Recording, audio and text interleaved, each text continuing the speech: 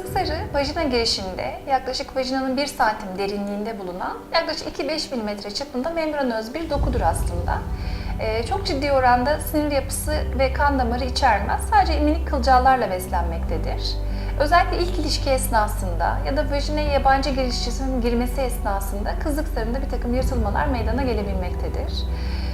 Kızık zarının yırtıldıktan sonraki ilişkilerde tekrar kanama yapması beklenmez. Kızık zarının onarılması mümkündür. Bunun için yaklaşık 2 tip yöntem kullanılmaktadır. Bunlardan bir tanesi geçici yöntem dediğimiz, ilişkiden 2 ya da 5 gün öncesinde sadece oradaki mukozanın ucuca getirilmesi şeklinde yapılan bir yöntemdir. Oradaki sütürlerin yırtılmasına bağlı, ilişki esnasında kanama sağlamaktadır.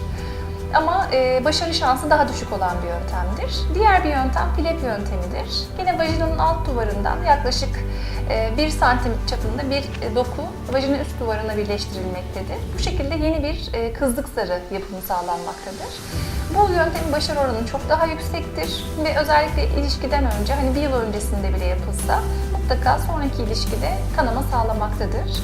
Kızlık zarının yırtılması esnasında olan kanama aslında toplumda düşünüldüğü kadar yoğun bir kanama değildir. Ortalama 1-2 damla kadar kan gelmesi zaten kızlık zarının bozulduğunu gösterir.